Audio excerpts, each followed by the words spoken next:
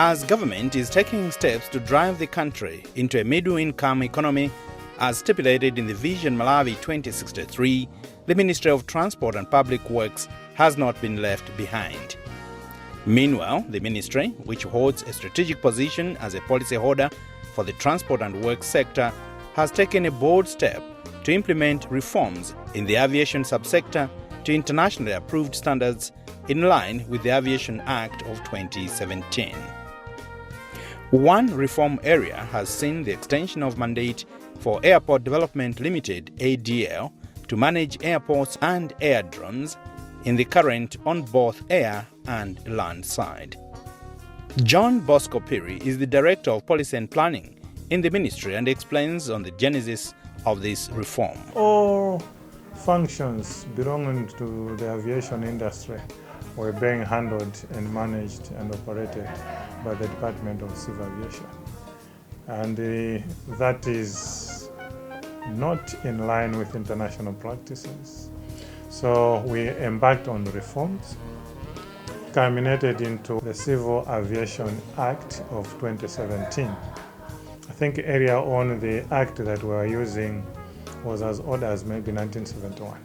We had to unbundle the department. With these new reforms meant that they've moved from the department to now being handled or managed by Airports Development Limited, which in short we call ADL. We had to create what international standards require and a body called Civil Aviation Authority. Civil Aviation Authority is responsible for regulating the aviation industry, licensing the pilots, regulating or ensuring that airworthiness of all the planes that come into the country. Airport Development Limited, which is a very experienced company in managing airports and resource mobilization, has wholeheartedly welcomed the new responsibility. Victor Lungu is the Chief Executive Officer for ADL, and he explains how the company has received the extended mandate. We have been identified as the airport company. So on that basis, to manage and operate all airports that used to be managed by DCA. So we're very much excited. And also secondly is that we have gained a lot of experience managing Likoma of late, airdrome, as well as the land side of Kamuzu International Airport. So that experience really excites us that we should now proceed to manage the other public airdromes to foster economic development in this country through the aviation sector.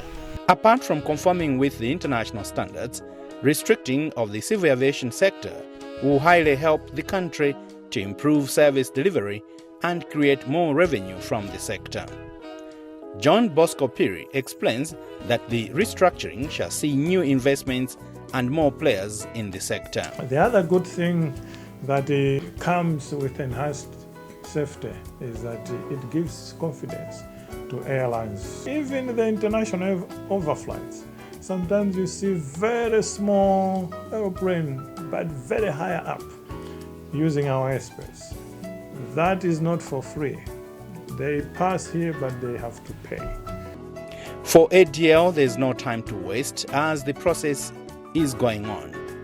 It has already made itself felt, making good investment already at Chileka Airport and bringing life back at Mankebe and other airports, as explained by CEO Victor Lungu. We have already started before this development of extended mandate.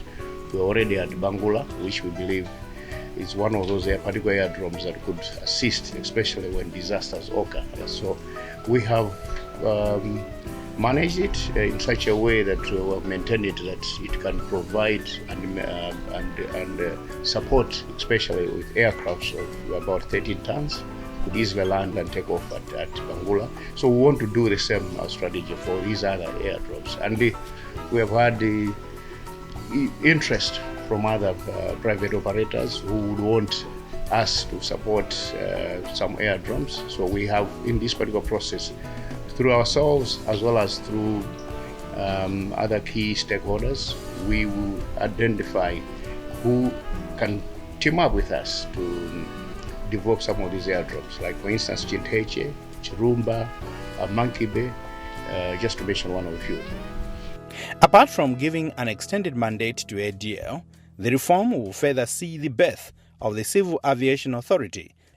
The Director of Policy and Planning, John Perry, explains the structure process. What it remains with now is a very serious, small, reduced volume of work centered around policy guidance, giving the whole industry, the aviation industry, policy direction of how the industry should work. So the creation of the Civil Aviation Authority means that they require these highly trained staff, which the department used to have. So some of the people, key staff, will go to the Civil Aviation Authority. Again, some of the experts will have to be redeployed to the Airports Development Limited. According to the implementation plan, ADL will later turn into Airports Limited, with full powers to manage both the air and land side. The company is expected to lead a revolutionary approach to lift up the face of airports and airdromes. This is Chileka International Airport, located approximately 13 kilometers from Blantyre, the country's commercial and financial city. Chileka is the second international airport, and it has changed the face through ADL by installing toll gates and modern car park. Lungu says ADL has already launched an aggressive approach to lure investors at Likoma Island. Likoma Island Airport is the third busiest in Malawi after Kamuzu and Chileka airports. We already started doing a number of things. As we're talking now, we have started building up a canopy at Kia. We intend to build over 2,000 residential houses, and also we're trying to come up with a hotel as part of the same program, as a PPP program. We have already identified a developer there. We have already embarked on a number of programs in terms of rehabilitation of both the rumored housing estate. And we are proceeding to even construct new houses as part of the same program. Coming to Chileka, the project started some time back. We have now proceeded to start some of the works at the airport. We're just finalizing some reviews of the designs for the terminal building, so that we could easily proceed to procure a contractor to finalize the works there.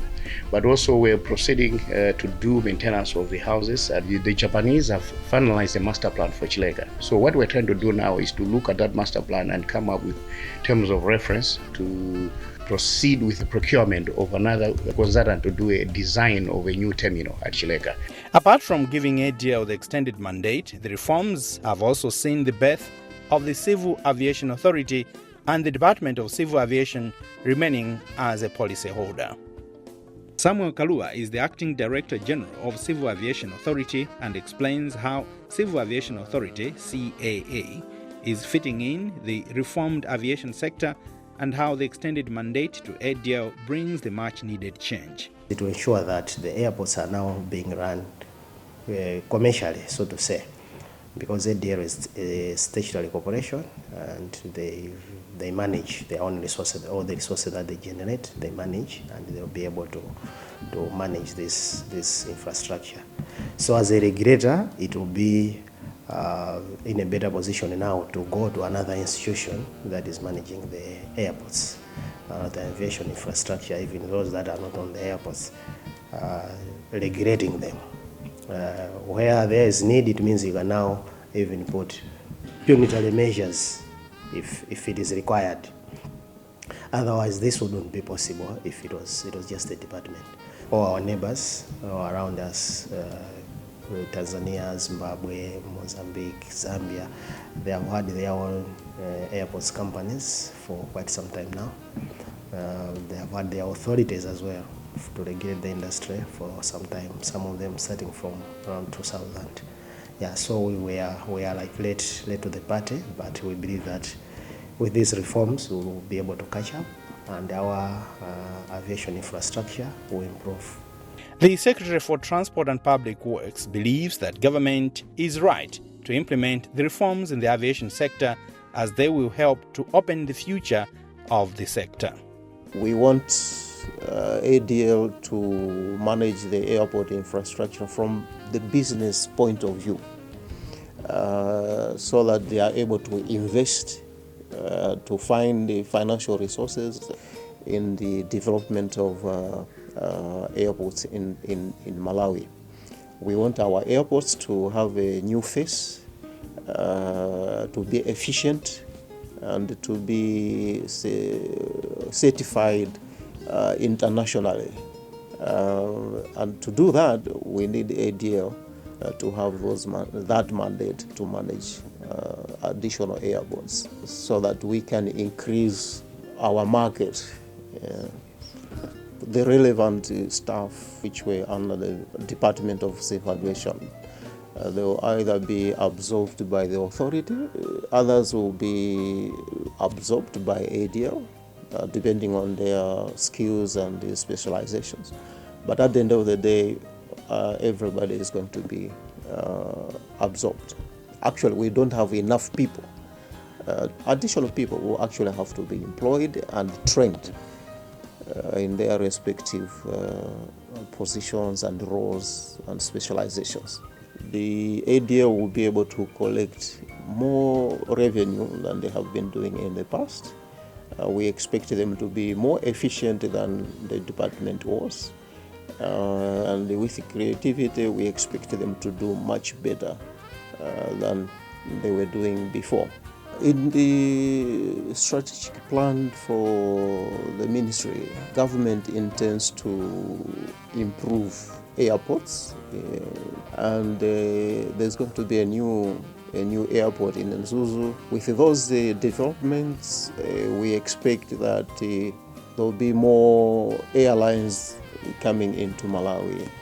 We should be able to make more business as we develop the existing airports as well as the development of new airports.